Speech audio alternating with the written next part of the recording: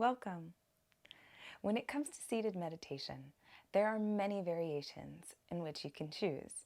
I'm going to show you a few of them and the corresponding asana or yoga postures that can kind of clue you in as to which options may feel good in your body at any given point, and also which asana poses can help you develop whichever seat you're working on for your meditative posture. So as you can see, I'm seated at the moment in hero's pose. Now in this posture, you'll notice that my hips are resting directly on my heels.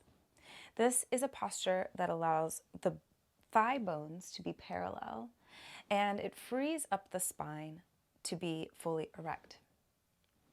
Here I'd roll my shoulders back, rest my hands in whichever way feels comfortable for me on a given moment, on a given day. But for a lot of people, this is not very comfortable. It may be too much weight on the heels. It may be that the tops of the feet are still working on their flexibility. So here are a few tools that you can use. First, you can take your trusty yoga block.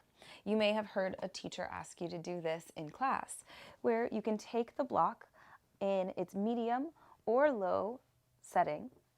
Probably medium works best here, so that the weight is higher than the heels.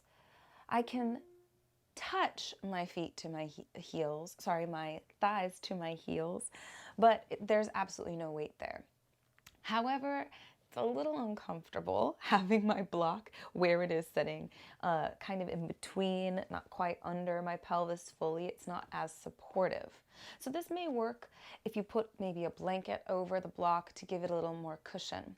But another option I want to show you is a meditative bench. Now, these benches are not particularly hard to find.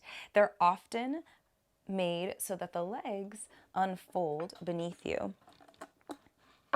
And as you'll see, they sit with a notable angle. Now that's because the angle should match the angle of your thighs.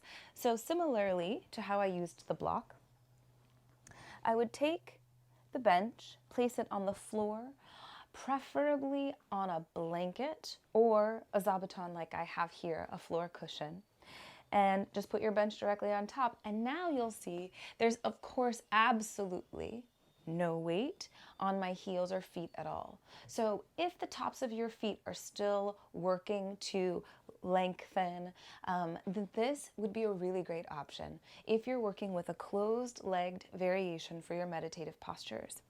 And here you can sit and take whichever technique works best for you. So you might want to come back to this one as we sit and practice together today. Now, additionally, in addition to hero's pose being something to work on as you are growing towards a narrow-legged version of your meditative seat, there's, of course, child's pose. Now, child's pose is actually going to help us figure out two different versions of our meditative seat. So, of course, with our thighs parallel, I tend to bring the back of my hands nearer my feet in my child's pose. So here, as I go down, you'll see that my hips stay closed and fully rest here. If this is your preferred variation of child's pose, then maybe taking that narrow-legged variation for your meditative seat is appropriate. But if you're like me and you really like the wide-knee version of child's pose, meaning the hips prefer to be a little bit more open. If your child's pose looks a little bit more like this, and if this feels juicy and exactly right for you, then you might be interested in the wide-legged variations and meditative seats. So I want to show you the difference between what it looks like sitting with my legs crossed, flat on the ground versus sitting on a zafu or cushion. So you'll notice if I take a kid's crisscross applesauce posture that my knees pop up a little bit, my hips are lower than my knees. And that's not a problem when you're sitting in a group of friends. But if you are sitting for meditation for a longer period of time, you may find that this is not actually as supportive of a posture to keep your spine erect and to keep your shoulders over your hips and to feel a bit of control in what's happening with your pelvis and your meditative seat. That's why it's suggested to raise your hips higher than your knees. So how do you do that?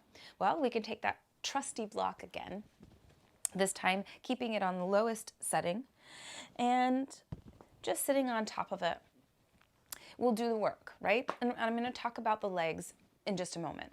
But just right away you can see that now my hips are higher, my knees instead of poking up are aiming down. Again, for me, sitting on the block is not very comfortable. The hard edges of the block, which is great when I need a strong supportive prop for asana, not quite so comfortable for meditation. So when I'm using a block, again, I may drape a blanket over it to soften it. But my favorite thing to use is a zafu. And mine I really love because it is filled, you can hear it, with buckwheat. But my first zafu was just a really hard, round pillow. And that is perfect. The most important thing is that it be thick enough to raise your hips over your knees. So taking your cushion, you can start to look at the different ways that we can sit with our legs. So let's talk briefly about that. Now, again, just sat down, crisscross applesauce. It's fine, it's perfect. There's nothing wrong with this seat at all. But as you begin to develop your practice and sit for longer periods, you may create a sensation of wanting to open, maybe wanting to come in, eventually working towards a lotus if you're interested in that. Completely not a requirement for meditation. So I'm going to show you two variations. If you're not working with lotus, but you are working with opening the hips, one of my favorite things to do is actually not to cross the legs at all, but to put one foot in front of the other. So I make sure that my hips are open first. This is why doing your asana practice before meditation is particularly advantageous. So I'll take the top of my foot onto the cushion. Heel is up. My heel is actually supported. My foot is supported by this cushion. It's pressed up against it right now. And then I'll take the other foot right in front of it, aligning my heels. So you may notice that my zabuton, I have turned it to a diagonal, and that's mostly because my legs are a little bit long, and I just like them to be on the cushion instead of floating in the air, but that's just a personal preference. So in this position actually is going to be the widest variation. My knees probably can't get much wider than this. This is actually wider than if I were doing either of the lotus postures, and we'll take those next. So what you'll notice right away in this position is that my pelvis is slightly tilted, just enough spilling forward so that my spine is encouraged to lengthen upward. Can roll the shoulders down, open the chest, and bring the back of the hands onto my thighs. That's what I'm choosing to work with for my mudra. And here I can rest and choose whatever meditative focal point that I'd like. Now, very briefly, let's talk about those lotus postures. So if you're moving towards that crisscross, deep lotus, of course, the best place to start is with a half lotus. In fact, you may do something that's before a half lotus. So there's a variation, it's called swastikasana, that we would do as a yoga pose that we can borrow from here. So pressing that foot, lower foot against the thigh, and taking the upper foot just halfway up. So my foot's resting on top of my lower leg, the back of my foot, and the sole of my foot is pressing into that thigh. It's not quite a half lotus, but this is a really great way to start. Test this out. There should be absolutely no sensation of pinching, pain, pulling, anything in the knees. None at all. If there's nothing happening there, then you're good to go. So you can rest here, maybe work for a little while with the right foot on top, and then switch to put the left foot on top the following week. And if your body feels like you're interested in the challenge of moving into lotus, then again, first check in with your knees. There should be no sensation of pulling or tightness or any of the things that could feel dangerous. Listen to your body. You do not need to have a lotus to meditate. I'm just going to be very clear about that. But if you want to work on lotus, here's where you'll go. So you'll notice that progressively this angle of my legs is actually going to close in more. So as I move to a half lotus, I'll take the back of, in this case, my right foot onto the left thigh. And because I've shifted off, I'll just readjust a bit to find that center place and resting here. Now, if you're working with a half lotus, really sensing how your weight is distributed, making sure you're not leaning too much to one side. And if you are, that might be a sign to back off. Maybe a half lotus isn't the right place. Coming back down to the sort of swastikasana variation could be a better choice for a little while. And then as you continue to develop and grow, you may find that one week you work on your half lotus with the right foot on top, one week with the left foot on top. And eventually, you may decide to move towards your full lotus. So if you're working with your full lotus, then you are going to have quite an experience in your meditation in understanding what's happening in your body, especially at first, because you may notice that the foot that's underneath may start to feel tingly, go numb, thinking about, oh wow, is that normal? Is that okay? Is my foot gonna fall asleep? Is it gonna fall off? How much longer is my meditation?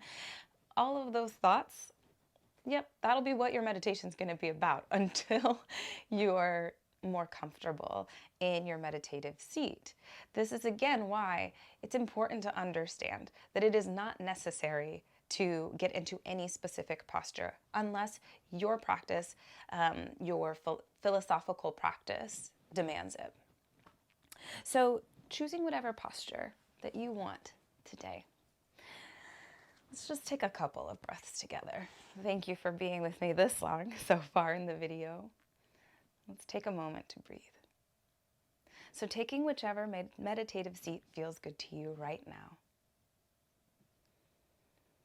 And I invite you to either close the eyes or drop the gaze away from the screen, about 2 feet ahead of you.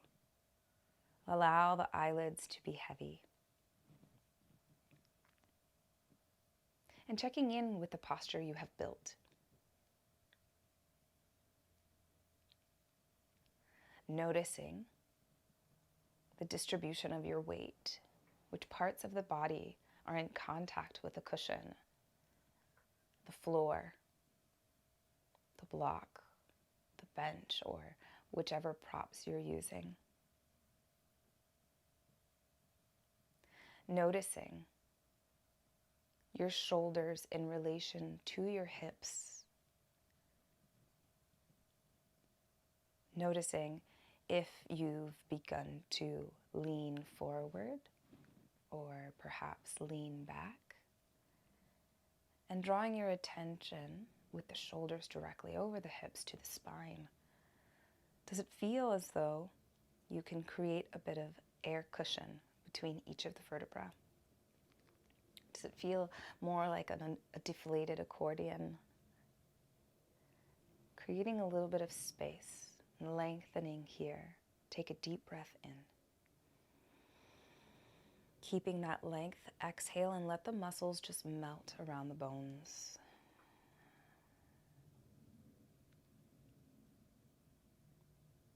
And as we continue to flow together over this month's series and the coming month series, we'll play with different focal points for our meditation. But for now, let's just take 3 more breaths together. Inhale, feel the breath drawing up from the root all the way through the spine, lengthening at the top of your inhale. Keep that length, and as you exhale, let the muscles melt around and through the bones. Inhale again in this way, maybe finding a little bit more expansion. And using the exhale to make sure that you're not just forcing the muscles. So release everything, allowing just the gravity and balance to hold the bones in place. One last time, inhale to lengthen, rising, feeling that evenness in your posture, balancing like a stack of coins as you exhale. Let the muscles melt away from the bones. And letting the breath return to normal.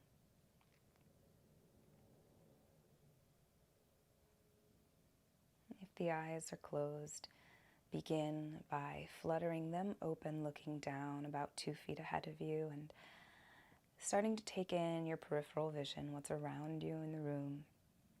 Maybe bringing the gaze slowly back to the screen. And one last note on seated meditation. What's obvious, maybe, and isn't in the screen right now? A chair. You're absolutely allowed to sit in a chair for meditation. A couple of tips. If you are sitting in a chair, you may find it most supportive to keep the feet flat on the ground. And if your feet don't quite touch the ground, go ahead and grab your blocks. Place one under each of your feet. Give that sense of grounding. And rather than sitting all the way back in the chair, where we may find ourselves wilting over time in the length of our meditation, maybe coming towards the middle, perhaps even a little bit close to the edge of the chair, again to mimic that pelvic tilt. Especially because in that case, your knees will be about the same height as your hips. Taking whatever seated postures feel good to your body at a given moment is the key. So be willing to switch it up. Listen when your body wants those hips to stay a little bit more narrow or open. Listen when your knees say, not today. Listen. Let your body be your teacher. I'm Selena Brown of Pramana Wellness, teacher owner here at The Connective. Enjoy your practice. Thank you for joining me today. Be well.